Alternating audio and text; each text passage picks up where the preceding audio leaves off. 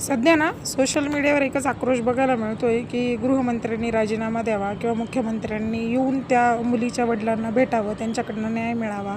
खूप जणांचा असे प्रश्न आहेत की जर ही घटना तुमच्या पोटच्या पोरीसोबत घडली असती तर त्यावेळेला पण तुम्ही न्याय देण्यामध्ये इतका विलंब लावला असता का? तर खरं सांगू का, जर कधी ह्या कुठल्याही राजकारणी असू द्या, कुठल्याही राजकारण्याच्या पोटच्या पोरीसोबत जरी ही घटना घडली असती ना, तरी त्यांनी त्याचा फायदा पुढच्या निवडणुकीत किती होतोय हेच बघितलं असतं.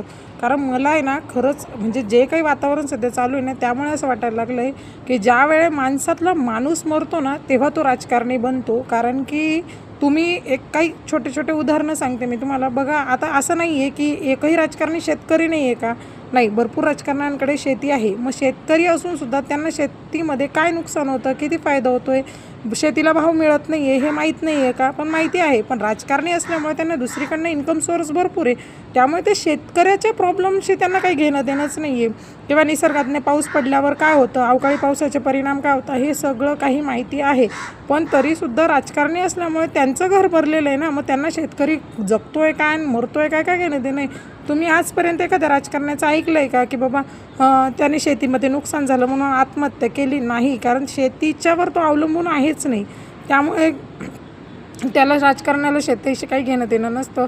दुसरं असं आहे की एखाद्या राजकारण्याचा मुलगा अत्यंत हुशार आहे, पण त्याला आवडत्या कॉलेजला ॲडमिशन नाही भेटलं का? तर पैसा कमी पडला.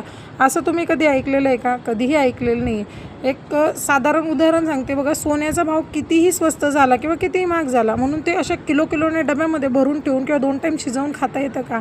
अजिबात नाही. पण तरीसुद्धा त्या सोन्याच्या भावावर सतत वाढला, सतत कमी झाला, याच्यावर सगळ्यात जास्त मोठी चर्चा केली जाते.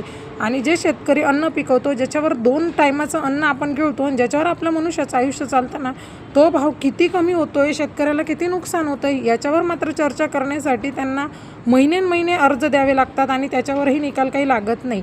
काहीच रिझल्ट हातात मिळत नाही. आज कितीतरी महाराष्ट्रामधल्या आई बहिणींच्या एकमेव समस्या आहे की नवरा दारू पितो आणि त्यामुळे परिवार उद्ध्वस्त होत आहे. तरीसुद्धा आपला महाराष्ट्र नशामुक्ती झालेला आहे का? तर तो नाही झालेला आहे. कारण कुठलाही राजकारणी आहे ना, तुमच्या प्रॉब्लेम सॉल्व करण्यासाठी नाही बसलेला. तुम्ही हे जे म्हणत असतात ना की जर राजकारणाच्या पोरीचा बलात्कार झाला तर काय होईल, मी तुम्हाला सांगते, तो त्याचा फायदा त्याला पुढच्या मतदानात किती होईल याचाच विचार करत बसेल. त्यामुळे हे तुम्ही जे म्हणतायत ना की मुख्यमंत्र्याने तिथे येऊन मदत केली किंवा गृहमंत्र्याने राजीनामा दिला तर काही फरक पडेल? अजिबात काहीच फरक पडत नाही. कारण माणसातला जेव्हा माणूस मरतो ना, तेव्हा तो राजकारणी बनतो.